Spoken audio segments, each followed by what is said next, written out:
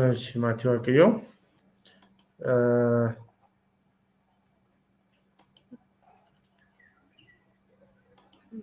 Dhiifamaa.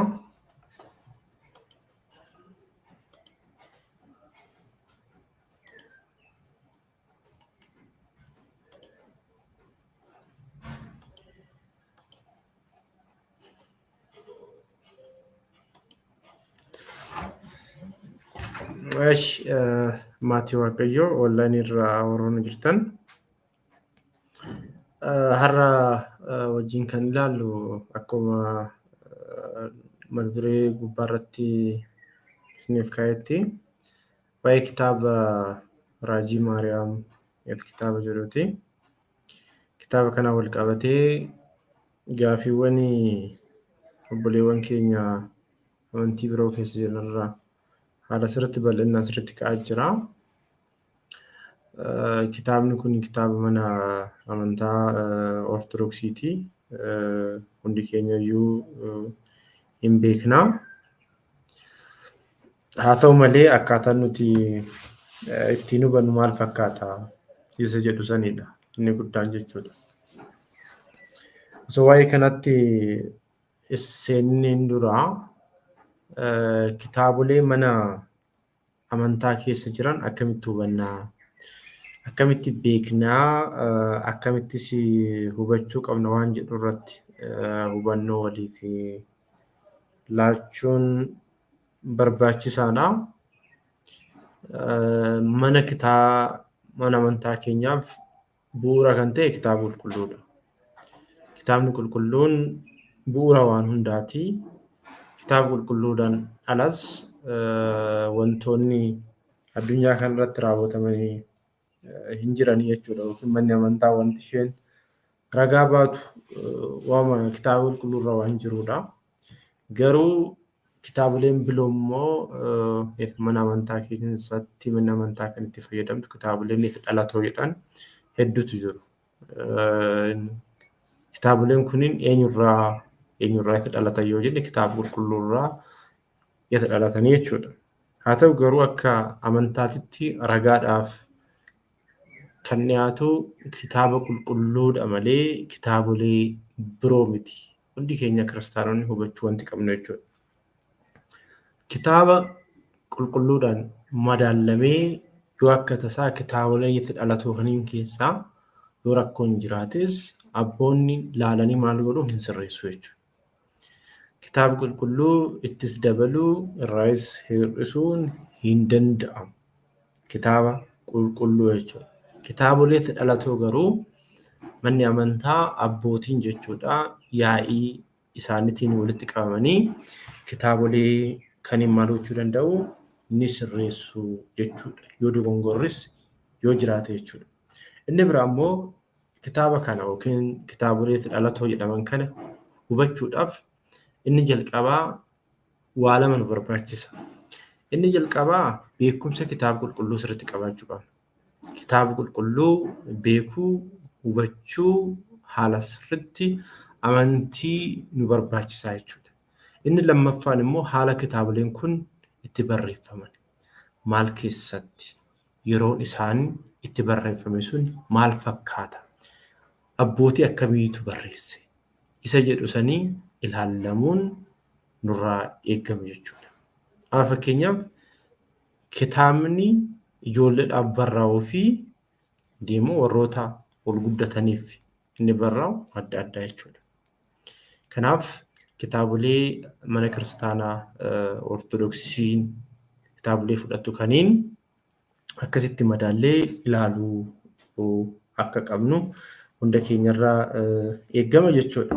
Kanaafiyyuu guyyaa har'aa wajjin kan ilaallu waa'ee kitaabaa Raajii Maariyaamii isa jedhudha jechuudha. Kitaabni Raajii Maariyaam jedhu eessatti barraa'ee eenyudhaan inni kan barreeffame isa jedhu irratti yaadota garaagaraatu jira. Namoonni garaagaraa maal jedhanii barreessu jaarraa 16ffaa yookiin jaarraa 15ffaa keessaa Atsee Zara Yaaqoobiin akka barreeffame jedhanii warroonni haasa'an hin jiru. garuu ummeet dhugaan jiru isaa miti. Kitaabni kun yoom barreeffame isa jedhamuuf jechootuma achi keessatti kitaaba keessatti fayyadaman irraa hubachuu hin dandeenyaa jechuudha.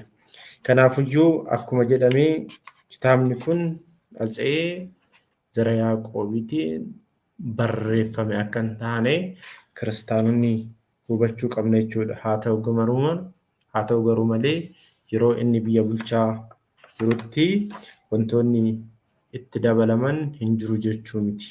Garuu kitaabichi isaan akka hin barreeffamne hubachuu qabna jechuudha hundi keenyayyuu. Isa kanarratti dhakaama gaafiin jechuudha. Keessattuu kitaaba kana seensa isaatirratti jechuudha. Wantoonni achirratti barreeffaman hin jiru. Isa kana ilaalaniit warroonni amantii biroo gaafii baay'ee kaasu jechuudha. Har'aa fi muraasa isaa bichaa wajjin ilaalla Waaqayyoon yoo jedhee. Mee fakkeenyaaf kitaaba kanarratti fuula naannoo gara 3 irratti maal jedhamee barreeffamee uumamni hundinuu giiftii keenya galateeffachuuf uumamanii Addaamii fi Hewaanis akka giiftii keenya dubree Maariyaam irraa dhalattuuf uumamanii. Yaadni giiftii keenya Maariyaamii akka yaada Waaqayyooti. Jiruu fi wantoonni adda addaa kitaaba kanarratti akka barreeffamee akka jiru amantoonni biroo hin kaasu jechuudha. Walumaa galatti nuti immoo haalli ittiin ilaallu maal fakkaata isa jedhuudhaan yoo ilaalle kitaabni raajii haadha keenyaa qulqulleettii dubroo Maariyaam jalqaba irratti jaarraa 12ffaa keessa akka jedhamee jaarraa 16ffaa osoo hin taane jaarraa 12ffaa keessa biyya Faransaayitti akka barreeffamedha jechuudha. Kitaabni kun jechuudha. Walumaa galatti immoo kitaabni kun keessattuu raajiiwwan haadha keenyaa dubroo Maariyaam 33 of keessatti akka qabatee akka jiruu fi afaan adda addaatitti hiikamaatoo akka ture manni amantaa Ortodoksii ni amanti jechuudha. Yeroo waan kanatti kana jechuun kitaabni kun mootichaan akka barreeffametti warroonni haasa'an waan jiraniif inni kun akka sirrii hin taane hubachuun hunda keenyarraa eegama jechuudha. Raajii gaafa jennu garuu bakka lamatti qoodamee ilaalama. Raajii inni jalqabaa raajii Waaqayyooti. Waaqayyoo amalummaa isaatiin addunyaa kana uumunuyyuu raajiidha. Ilma namaa fayyisuunuyyuu raajiidha. Waaqayyoon humnuma isaatiin osoo qaamni tokko isaan kenniin amalummaa isaatiin raajii raawwatudha jechuudha Waaqayyoon. Inni raajiin biraa immoo Waaqayyo humna kennee fi warroota Waaqayyoon filatamaniidhaan raajii raawwatamanidha. Akka kitaaba qulqulluutti fakkeenyaaf Museen raajii raawwateera. Museen jechuudha. Biyya Gibxii deemee uummata Israa'eliin jechuudha. Biyya Gibxiitii yeroo baasutti raajii raawwateera. Raajiin sun raajii Museen raawwate haa jedhamu malee Musee irra bulee eenyutu raawwate yoo jenne Waaqayyoodha jechuudha. Waaqayyoon uumamtoota isaa akka meeshaa godhateeti addunyaa kana akka barsiisaniif, akka hubachiisaniif, akka immoo akeekkachiisaniif maal godhaa hin taasisaa jechuudha. Itti kanaafuyyuu itti gaafa waa'ee raajii kaa'u, waa'ee fayyinaa kaafnu kan Waaqayyootii fi kan uumamtoota walitti makuu hin qabnu jechuudha. Adda baasnee beekuu qabna. Amma waa'ee kitaabaa, waa'ee amantaa waan adda baafnee waan hin beekneef gaafiin tokko itti gaafa nutti ka'u hirrifannaa jechuudha. Akkasii miti. Waaqayyoodhaaf amalummaa isaatiin fayyisuun Waaqayyoodhaaf eenyuudhaaf illee miti. Addunyaa kana kan fayyise Waaqayyoodha. Addunyaa kana ammas kan sooraa jiru, kan jiraachisu Borusimmoo addunyaa kana kan fayyisu kan dabarsu kan itti murteessu eenyudha? Waaqayyoodha.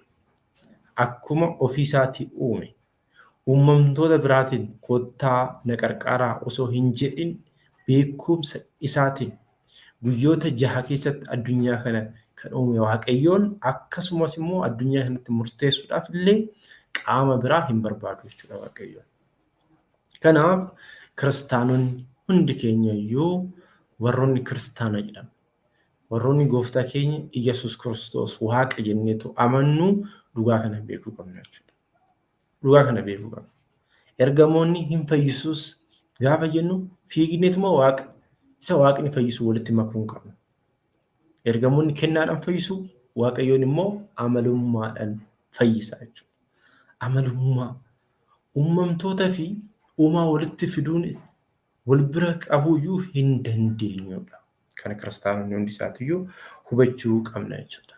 Kanaafiyyuu kitaaba kamiyyuu keessatti waa'een fayyinaa haa barreeffamu, raajiin haa barreeffamu, dinqiin haa barreeffamu kan uumamtootaa yoo ta'e Waaqayyoodhaan walitti fiduu hin qabu jechuudha. Kan Waaqayyootiin iddoo tokkotti madaaluu hin qabu.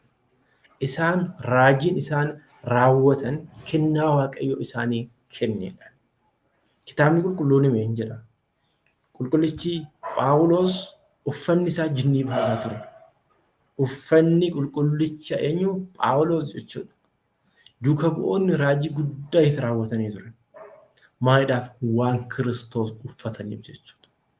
Isaan wajjin Kiristoos waan jiruuf jechuudha. Abbaa jabaa waan qabaniif jechuudha. Fayyisaa Kiristoos madaana lama isaan wajjin waan jiruuf isaan maal raawwataniitu? Raajii raawwatanii jiru jechuudha. Haadha keenya Maariyaam immoo fudhaa. Haadha gooftaa kan taate ergamaa Waaqayyoo yeroo jalqabaatiif Gabri'eel dhufee misiraachoo guddaa kan itti hime.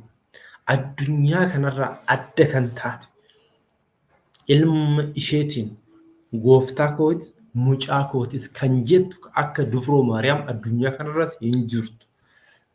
Fuuldurattis hin uumamtu, kanaan duras hin uumamne. Haadha gooftaati, haadha waaqaati, haadha fayyisaati. Gooftaan mana qulqullummaa godhatee ishee filate.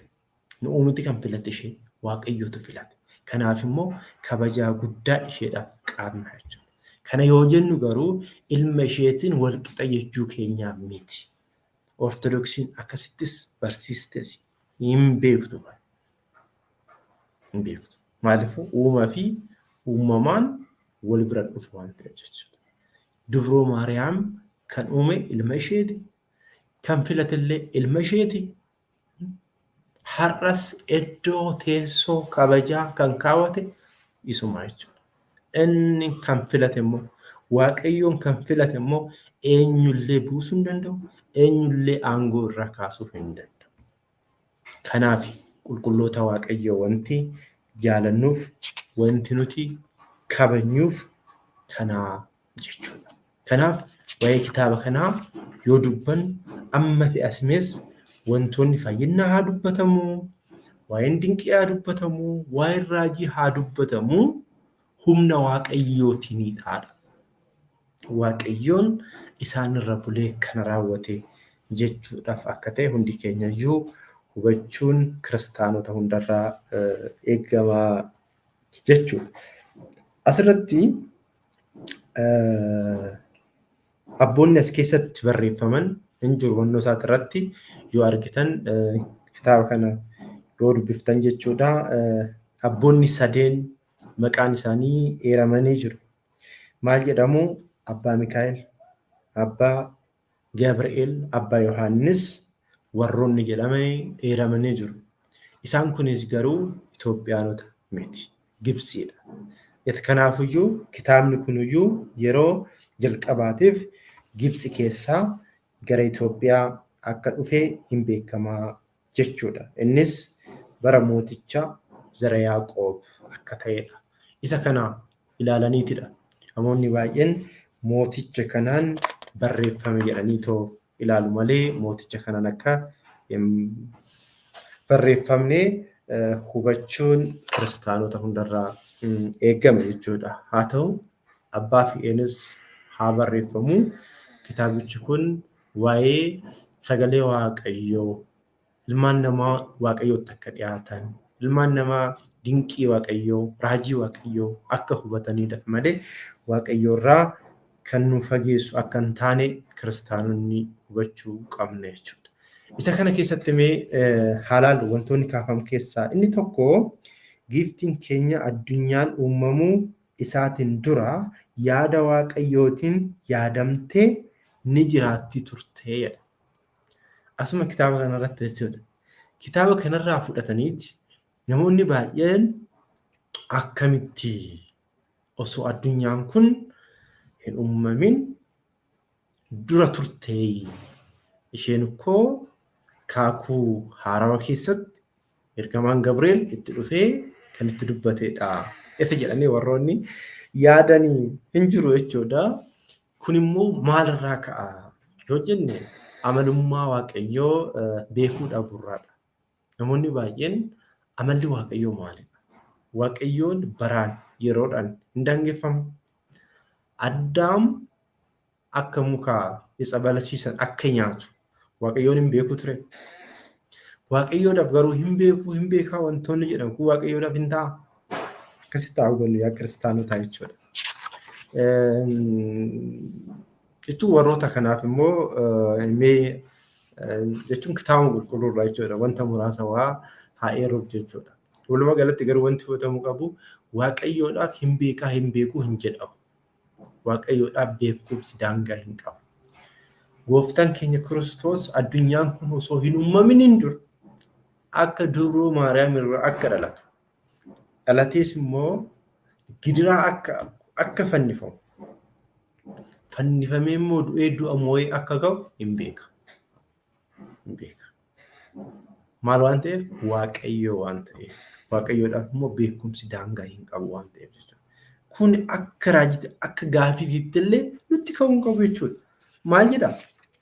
Maal jedhaa kanarratti giiftiin keenya addunyaan uumamuu isiitiin dura yaada Waaqayyootiin yaadamtee ni jiraatti turte. Eeyyen wanta salphaadha Waaqayyoodhaaf. Addaamiin akka kufu hin beekummoo Waaqayyoo akkamitti yaadama? Kanaafiyyuu kun akka gaafiitti illee wanta dhiyaatu miti jechuudha. Mee kitaaba qulqulluurraa haa ilaallu.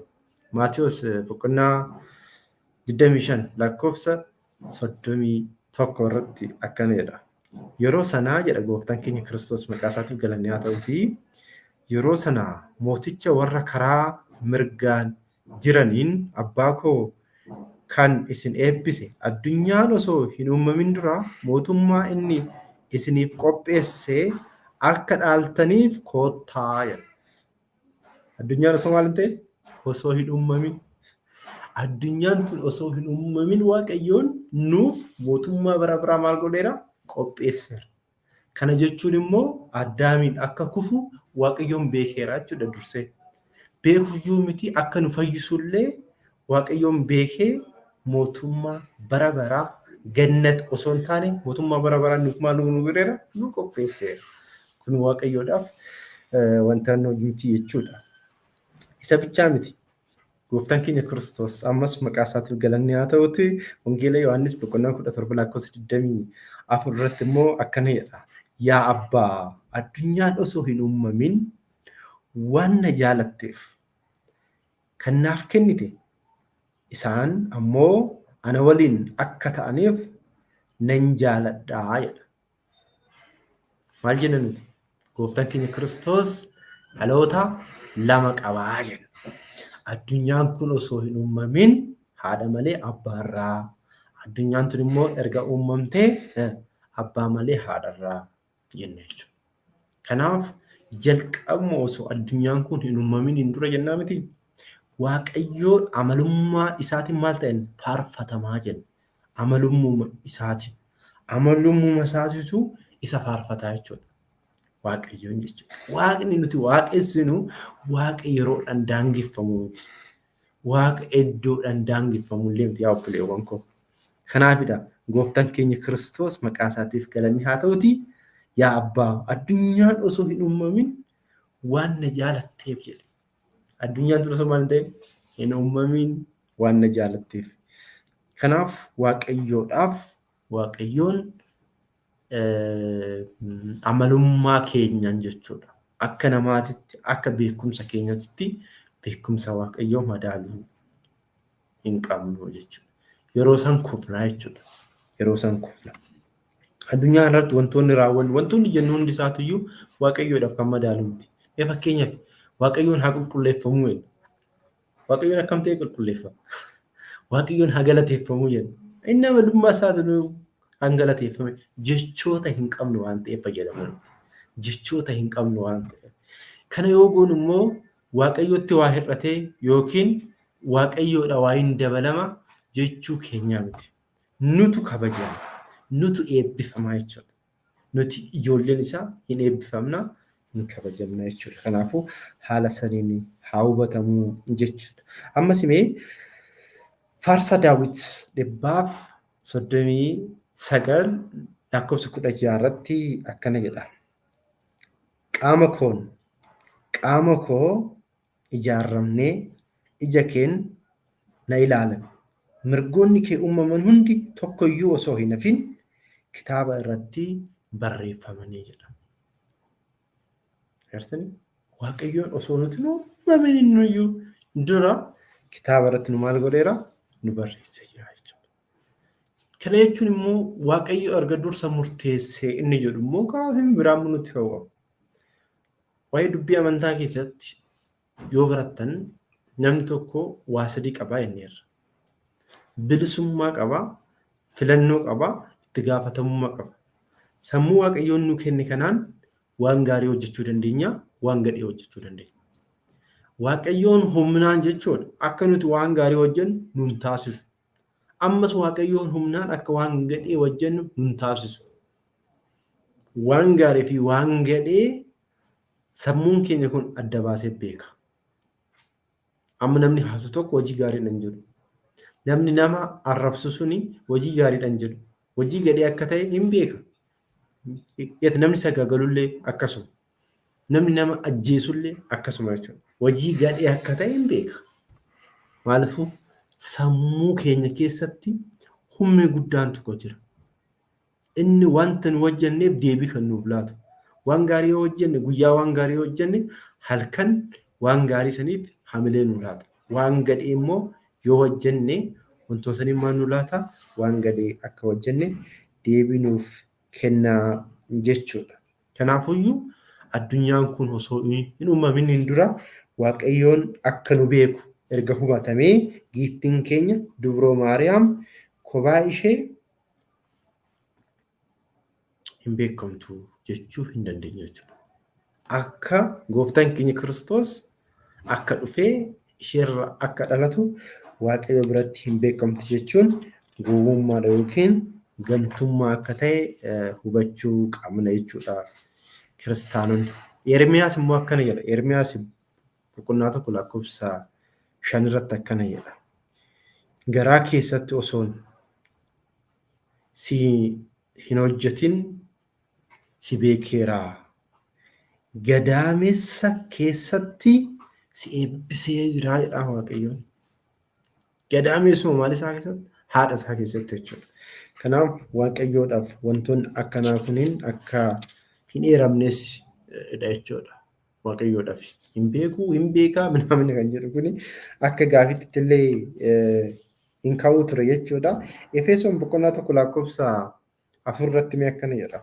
Addunyaan osoo hin uumamin fuuldura isaatti qulqullootaa fi xuraawaa kan hin qabne jaalalaan akka taanuuf Kiristoos nu filateera. Eenyuun nu filate? Kiristoos nu filate. Addunyaan kun osoo maal ta'e? Addunyaan osoo hin uumamin. Kanaaf Dubroo Maariyaam hin beekamtu ture. Maal jechuudha? Dubroo Maariyaam addunyaan kun osoo hin uumamin. Abboonni maaliif kana jedhu yoo jenne kabajaa Dubroo Maariyaam qabdu. Kabajaa isheedhaaf immoo eenyutu laate? Ilma isheetu laate. Kana argisiisuudhaaf abboonni kan waan kana jedhanidha jechuudha.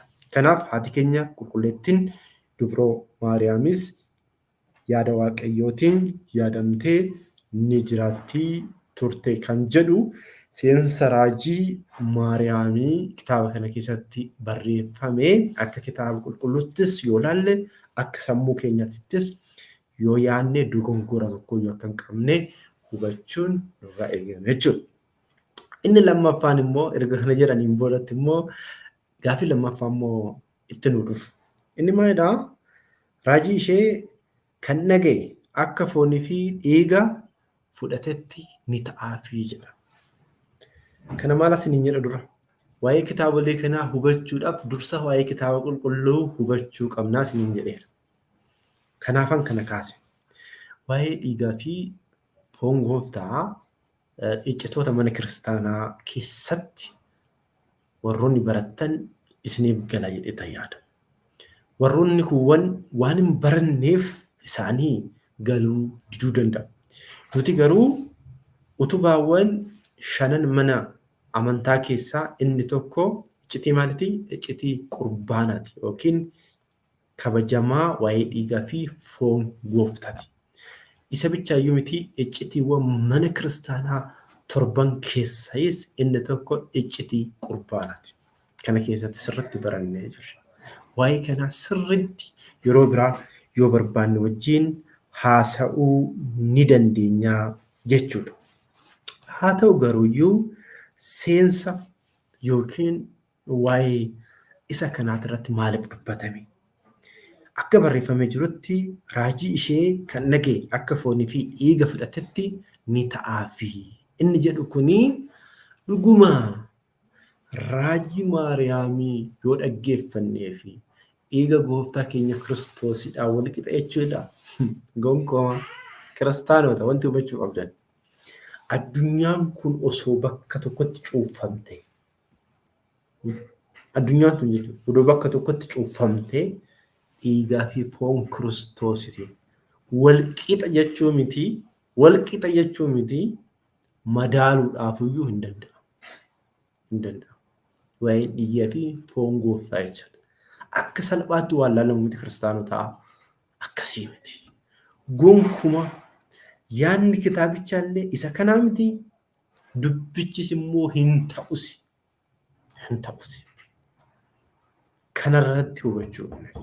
Gonguma dhiigaa fi foon gooftaatiin kan madaalamu addunyaa kanarra hin jiru. Bakka hin jiru. Araatti na xiyyeeru ture akkasuma jechuudha. Haa ta'u garuu maal jechuudha?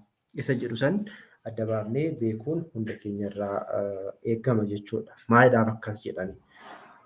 Abboonni maaliif akkas jedhanii ta'u barreessan? Inni jedhuun dursinee akka dubbannee sababni beekamaa cubbuun dhukkubni yoo isa hin dhoggine yookiin yoo isa hin orgine guyyaa kanatti raajii ishee dhaga'ee foonii fi dhiiga isaa haa fudhatu. Maal haa fudhatu? Rakkoon addaa tokko yoo hin qunamin laala achirrumatti kan jedhu jechuudha. Achirrumatti kan jedhu guutuu isaatas ni dubbisa kan jedhu. Dursinee akka dubbannee jedhu. Yeroo kanaa dura waatu dubbatame jiru. Dursinee akka dubbannee sababni beekamaa cubbuun dhukkubni yoo isa hin orgine guyyaa kanatti raajii ishee dhaga'ee foonii fi dhiiga isaa haa fudhatu. Waa'ee maalitii? Dhiigaa fi kabajamaa dhiigaa fi foon gooftaa haa fudhatu. Namni qiddaasee deemu maal gochuu qaba? Kanallee amma itti yaaduu qabna jechuudha. Anaa fi isinillee jechuudha. Gaafa qiddaasee deemnu cimnee tumeetti naxalaa adii ofirra godhannee deemnee achiin booda deebi'uu osoo hin taane gaabbii gallee dhiigaa fi foon gooftaa fudhachuudhaaf of qopheessuu qabna jechuudha.